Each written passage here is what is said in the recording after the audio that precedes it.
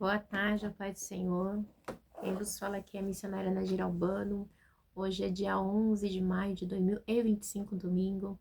Estamos começando mais um momento, João 3,30, que ele cresça, que eu diminua.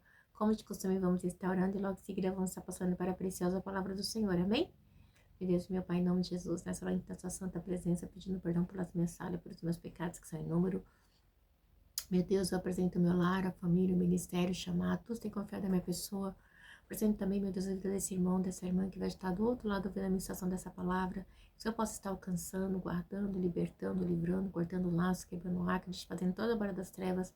É o que eu te peço nessa hora, em nome do Pai, do Filho e do Espírito Santo de Deus. Amém? A palavra do Senhor hoje está em Números 35, as cidades dos levitas, tá bom?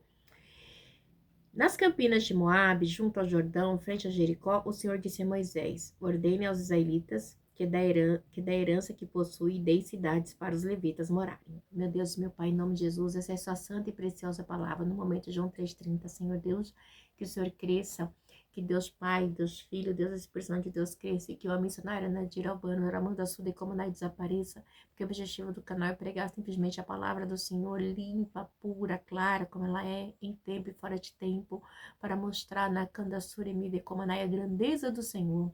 Senhor, me ajuda a diminuir, me ajuda a falar somente aquilo que tem para falar aos nossos corações. É que eu te peço nesta hora, em nome do Pai, do Filho e do Espírito Santo de Deus. Amém?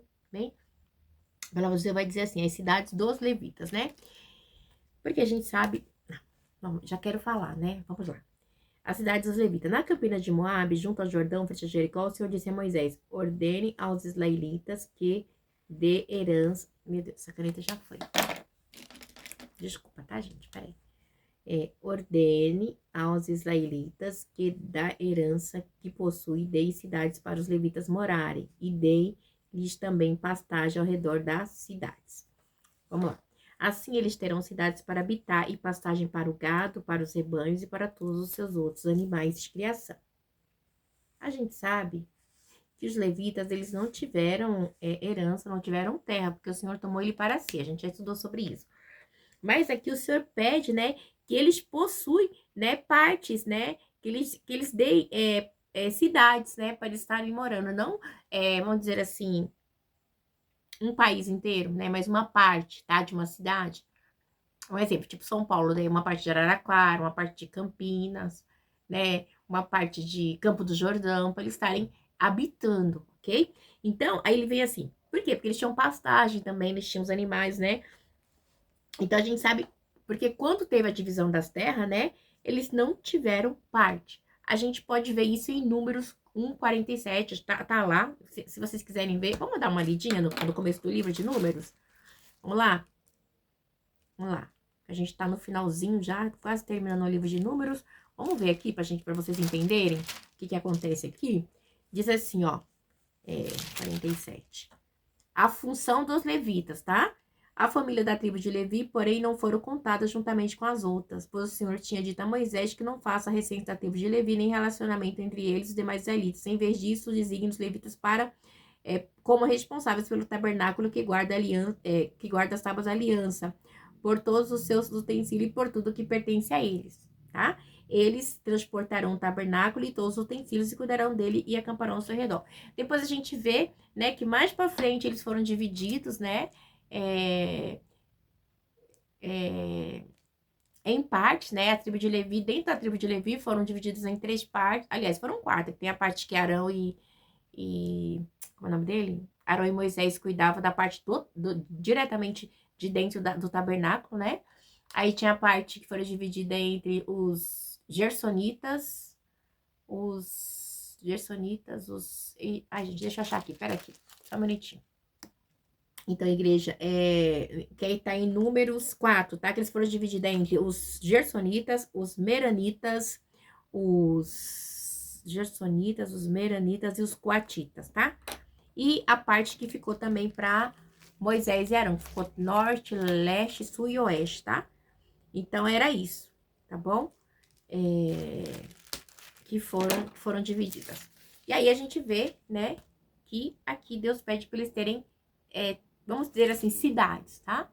Igual cidade de São Paulo, eles têm cidades, tipo Campinas, como eu falei, Araraquara, Itaquaquecetuba, na Grande São Paulo, terem partes nas cidades dos países. Então, vamos lá. As passagens ao redor das cidades que vocês derem aos levitas se estenderão para fora, 450 metros. A partir do muro da cidade, do lado de fora da cidade, meio são 90 metros para o lado leste, para o lado sul, para o lado oeste e para o lado norte. Tendo a cidade no centro, eles terão essa área para pastagem de animais. Então, até Deus teve todo esse cuidado, né? Para quando eles foram fazer as pastagens dos animais, eles terem o seu espaço designados, tá? Então, vamos lá. 6 das cidades que vocês derem aos levitas serão cidades de refúgio. A gente vai estudar sobre a cidade de refúgio, tá bom? Que é a cidade que aquelas pessoas que matavam sem culpa poderiam ficar. Vamos lá. 6 das cidades que vocês derem aos levitas serão cidades de refúgio, para onde poderia fugir aquele que tiver matado alguém. Além disso, dê a eles outras 42 cidades. Ao todo, vocês darão aos levitas 48 cidades. 48 cidades. Juntamente com as suas pastagens, as cidades que deram os levitas das terras dos israelitas deverão ser dadas proporcionalmente à herança de cada tribo. Por que herança de cada tribo? A gente já viu que as tribos foram divididas em 3 partes. Gersonitas, lembra? Meranitas e coatitas, tá? Os coatitas eram quem ficava mais perto do tabernáculo e da casa do Senhor, né? A gente já estudou sobre isso. Lembra da rebelião de Corá, em número 16? Porque ele via o que Moisés fazia, ele viu que Arão fazia, ele está perto, né? Então, via a presença do Senhor. A cidade de refúgio. Tomem muitas cidades da tribo que tem muitas, mais poucas a quem tem poucas. Vamos lá no 8 de novo. As cidades que deram os levitas das terras dos israelitas deverão ser dadas proporcionalmente à herança de cada tribo. Tomem muitas cidades da tribo que tem muitas, mais poucas das que tem poucas. As cidades de refúgio. Disse também o Senhor a Moisés: diga aos israelitas, quando vocês atravessarem o Jordão e entrarem em Canaã, escolha algumas cidades para serem cidades de refúgio, né? Escolha algumas cidades para serem cidades de refúgio, para onde poderão fugir quem tiver matado alguém sem intenção. Elas serão locais de refúgio contra o vingador da vítima, de quem alguém acusado de assassinato não morra antes de apresentar-se para julgamento perante a comunidade. As 6 cidades que vocês derem serão suas cidades de refúgio. Designe 3 cidades de refúgio deste lado do Jordão e 3 em outras Canaã. Então, ficou, né, designadas 6 cidades aqui. As 6 cidades servirão de refúgio para os israelitas, para os estrangeiros residentes e para quaisquer outros estrangeiros que vivem entre eles, para que todo aquele que tiver matado alguém sem intenção possa fugir, tá? Tipo, vamos supor,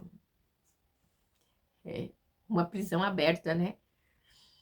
Se um homem ferir alguém com objetos de ferro, de modo que essa pessoa morra, ele é assassino. O assassino terá que ser executado. Então, tinha uma diferença, tá? Entre a pessoa assassina e a pessoa que não era assassina. Ou se alguém tiver nas mãos uma pedra que possa matar e ferir uma pessoa, de modo que ela morra, é assassino. Assim terá que ser executado. O assassino é a pessoa que mata, tá? Ali ela tinha a intenção de matar. Ok? E se alguém tiver nas mãos um pedaço de madeira que possa matar ou ferir uma pessoa de modo que ela morra, é assassino. O assassino terá que ser executado. Agora, olha isso. No 19.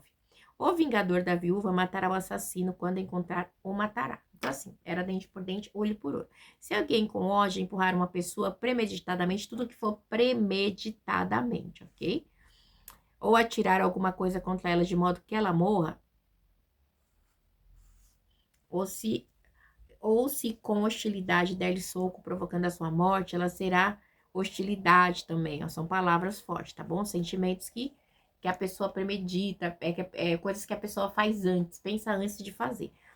Ele deu um soco provocando sua morte, ela terá que ser executada. Assim, o assassino, o vingador da vítima, matará o assassino quando encontrar. Então, tem isso, né? Então, o vingador, né, a parente da vítima, né, da viúva, da pessoa que morreu, pode matar. Mas quando a pessoa mata sem intenção, é onde entra a cidade de refúgio que a gente, né, que Deus está falando para dar aqui da parte dos levitas, tá? Todavia, se alguém sem hostilidade empurrar uma pessoa ou atirar alguma coisa contra ela sem intenção, tá? Tem com intenção e sem intenção. Aqui é sem intenção, tá bom? Todavia, se alguém sem hostilidade empurrar uma pessoa ou alguma coisa contra ela sem intenção, ou se ela vê-la cair sobre ela uma pedra que possa matá-la, ela morrer, então, como não era sua inimiga e não pretendia feri-la, a comunidade deverá julgar entre ela e o vingador da vítima de acordo com as leis. Entendeu? Aí é entre ela, a comunidade deverá julgar entre ela e o vingador de acordo com as leis. A comunidade protegerá o acusado de assassinato, do assassinato do vingador e enviará de volta à cidade de refúgio, ó, para onde tinha fugido. Ali permanecerá até a morte do sumo sacerdote que foi ungido com óleo. Então, assim, enquanto aquele sumo sacerdote estiver vivo, né, ele não pode voltar para a cidade, ou seja, uma pena, né, é uma prisão que ele vai, uma prisão onde ele não pode voltar para a cidade de jeito nenhum, vai ter que ficar na cidade de refúgio, onde foi separada para as pessoas que matarem sem intenção, né? Então, é muito interessante, né? Olha, igreja, a gente vê as coisas do Senhor, como que Deus faz, né? Mostrando a grandeza dele. Que ele faz separação. Ele faz, ai, Deus não tem pecado nem pecadinho para Deus. Tem sim. A palavra deixa clara aqui, claramente. Você tá entendendo? Claramente que tem pecado, pecadinho e pecadão, né? Então, assim, se uma pessoa matou porque quis, não é a mesma coisa de você esbarrar em alguém e derrubar. Você tá entendendo? Não é algo que você premeditou. Então, tem pecado sim, pecadinho e pecadão. Então, assim, a gente tem que entender as coisas, tá? As pessoas têm mania de querer generalizar tudo. E não é assim. A palavra deixa bem claro. Aqui, principalmente para o povo de Israel. Tá? Que tinha, assim, uma pessoa esbarrou sem querer, então vai ter... Então, assim, ele não vai ser... o vingador dali da vítima que ele matou não vai vingar ele, você tá entendendo? É diferente o vingador. Então, Deus, ele vai, né? Diz aqui, ó, a comunidade deverá julgar entre ele e o vingador. Quem vai julgar? A comunidade.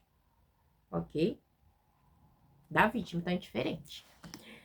Eu acho muito estranho quando a pessoa fala, ai, Deus não tem pecadinho, tem pecado. Igreja, pelo amor de Deus, tem pecadinho e pecadão, tá? Tem aquele pecado que você faz por intenção e tem algo que você faz intencionalmente. É óbvio, gente, pelo amor de Deus, né? E a gente tem que parar de ser hipócrita, porque a palavra é clara nisso. E as pessoas, às vezes, fazem tantas situações que parece que não tem, né? Então, tem sim pessoas que premeditam para matar, e tem, infelizmente, por isso que tem, a gente fala hoje, culposo e doloso, né? Culposo e doloso. Culposo quando não tem intenção de matar, doloso é quando tem intenção de matar. Então, assim, a palavra também é do mesmo jeito, ok? Então, um exemplo, igual ontem eu vi uma cena, as crianças estavam descendo de bicicleta e aí, tipo, o carro pega e mata a criança. É porque o motorista queria? Foi culposo ou doloso? Foi culposo, sem intenção de matar. Ele não sabia que as crianças vinham e ele mataria no trânsito, entendeu? Então tem toda uma situação, né? A ser averiguada. Mas as pessoas às vezes querem pegar tudo e botar tudo no mesmo balaio, né? Então isso é meio complicado, muito complicado. Vamos continuar. No 25. A comunidade protegerá o acusado do assassinato do vingador. A comunidade protegerá o acusado do assassinato do vingador e da vítima e enviará de volta para a cidade de refúgio. Cidade de refúgio para onde tinha fugido. Ali permanecerá até a morte do sumo sacerdote que foi ungido com óleo. Se, contudo, o acusado sair dos limites da cidade de refúgio para onde fugiu e o vingador da vítima encontrar fora da cidade, ele poderá matar o acusado sem ser culpado do assassinato. Por quê? Porque havia uma lei estipulada, né? Enquanto você vai ficar na cidade de refúgio e você não vai sair, pronto. Mas aí você não está no limite da cidade. Você saiu, então você é responsável por você. Então, se a pessoa que você matou sem culpa, né? Um esposo, um filho, alguém, ela pode te matar. Ela vai vingar de você. O acusado deverá permanecer em sua cidade de refúgio até a morte do sumo sacerdote. Somente depois da morte do sumo sacerdote poderá voltar à sua propriedade. Agora, olha que é muito interessante que ele diz bem assim. Olha só. Essas exigências legais serão para você e para suas futuras gerações, aonde quer que vocês vivam. Gente, mas é a futura geração de quem? Minha e sua? Que somos gentios enxertados na videira verdadeira? É óbvio que não. As futuras gerações do povo de Israel, ok? Quem matar uma pessoa terá que ser executado como assassino mediante o depoimento de testemunhas, mas ninguém será executado mediante o depoimento de apenas uma testemunha, né? Então, a gente vê isso aqui, acho que tá em Mateus, né? Que você fala assim, chame uma ou duas testemunhas, né? Tem isso. Para quem? O povo de Israel ainda estava na lei, na brecha da lei, ok? Você vê isso no Novo Testamento? Não, não tem, ok? Não aceite resgate pela vida de um assassino, ele merece morrer, certamente terá que ser executado. Não aceite resgate por alguém que tenha fugido por uma cidade de refúgio, permitindo que ele retorne e viva em sua própria terra antes da morte do sumo sacerdote. Então, ele quebra a lei. Quebra. Então, é a quebra de lei. Então, ele não pode. Porque foi uma lei estipulada, ok? Então, aqui, ó. Versículo 32. É uma lei. No 33. Não profane a terra onde vocês estão. Derramamento de sangue profana a terra.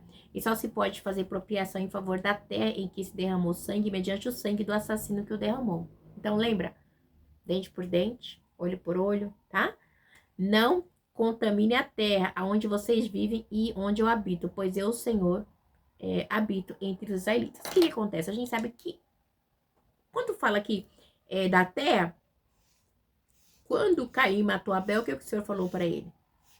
Né? O sangue do teu irmão clama, né? Clama a mim. Ela derramou sangue inocente. Então, Deus, quando ele toma o seu povo para si, né? Ele vem também com essa vertente, torna não contamine a terra onde vocês vivem, né? E onde eu habito, pois eu, o Senhor, habito entre eles. Por quê? Porque tinha a tenda do encontro onde continha a presença de Deus. Igreja, a gente tem que ter, a igreja em si, nos dias de hoje, tem que deixar bem claro o que foi o Velho Testamento e o que é o Novo Testamento. O que é para mim e para você, Ramanda Sudecomanai, que somos enxertados na videira verdadeira, que é Cristo, e o que foi para o povo de Israel, né? Que é o quê?